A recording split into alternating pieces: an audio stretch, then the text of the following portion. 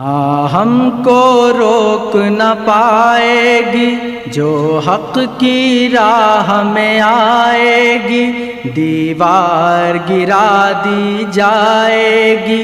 ہم کو روک نہ پائے گی جو حق کی راہ میں آئے گی۔ نحمدہ ونصلی علی رسولہ الکریم، اما بعد۔ معزز سامعین، السلام علیکم ورحمۃ اللہ وبرکاتہ۔ اللہ جل شانہ کا حکم یہ ہے کہ جب مسلمان بندہ وضو کرے تو وضو میں اپنے پیروں کو دھوئے، لیکن چونکہ متواتر احادیث سے موضوع پر مسح کا استثناء ثابت ہے، اس لیے موضوع پر مسح کرنا بھی جائز ہے۔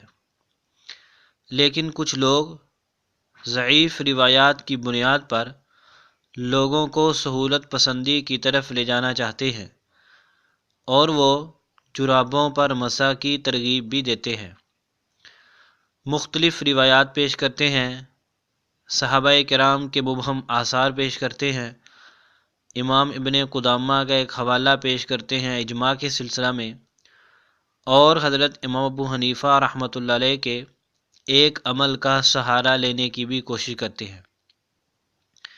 انجینئر محمد علی مرزا بھی چونکہ ان لوگوں کی تقلید میں وہی دلائل پیش کرتا ہے، اس لیے ہم نے پچھلے سال جرابوں پر مسح کے متعلق کچھ تحقیقی بیانات ریکارڈ کروائے تھے۔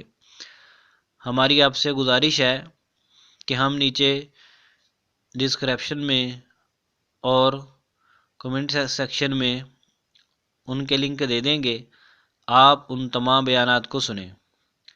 مرفوع احادیث مبارکہ جو پیش کرتے ہیں ان پر بھی بحث کی گئی ہے، جو وہ آثار صحابہ پیش کرتے ہیں اس کی تحقیق بھی بیان کی گئی ہے، اور اسی طرح وہ جو اجماع کا دعویٰ کرتے ہیں اس کو حقیقت کو بھی کھولا گیا ہے، اور حضرت امام ابو حنیفہ رحمۃ اللہ علیہ کا جو وہ رجوع یا عمل پیش کرتے ہیں اس کی حقیقت بھی کھولی گئی ہے۔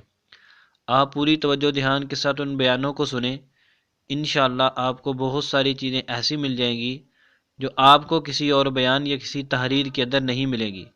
تو تمام حضرات سے گزارش ہے اہل سنت سے کہ ان بیانات کو خود بھی سنیں، دوسروں تک بھی پہنچائیں، اور کمنٹ کے ذریعے سے اپنی رائے کا اظہار بھی کریں۔